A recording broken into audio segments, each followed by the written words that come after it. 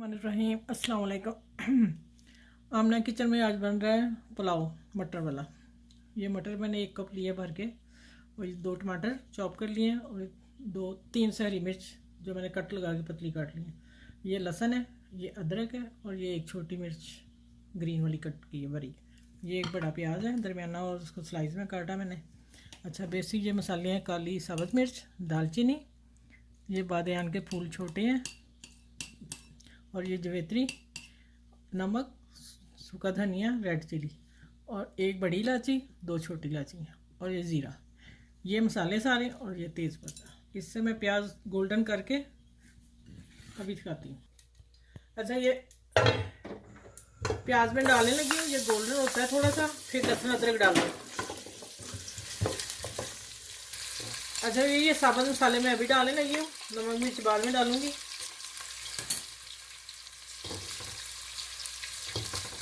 ये प्याज के साथ ही इसका रोमा निकल आएगा, थोड़ा सा गोल्डन होगा, फिर मैं लहसुन अदरक हरी मिर्च ये डालूंगी, चीज़ें टमाटर वगैरह। ठीक है।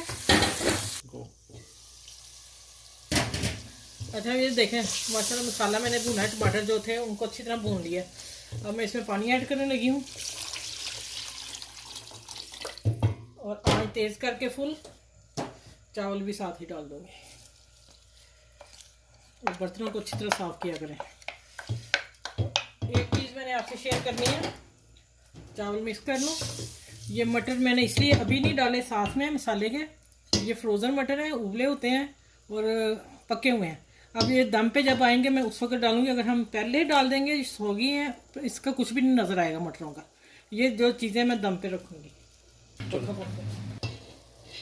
अच्छा, ये देखें दम पे मैं अब रखने लगी हूँ। पानी खुशक हो गया, हल्का सा है, वो दम पे होगा। अब मैं मटर, ये फ्रोज़न है, मैं फिर कहने लगी हूँ कि इसको पहले मत डालना, ये सोगी भी हो जाएंगे और इसमें जान ख़त्म हो जाएगी, कलर भी नहीं रहेगा। अब मैं इसको मिक्स कर देती हूँ। ठीक है। अब इसके ऊपर मैं लगाती हूँ सब्ज़ मिर्च। ये मटरों की बिरयानी है, ये मैं स्लाइस लगा दी है लेमन के। 10 मिनट दम पे रखूँगी, फिर मैं डिश आउट करके दिखाती हूँ। चलो।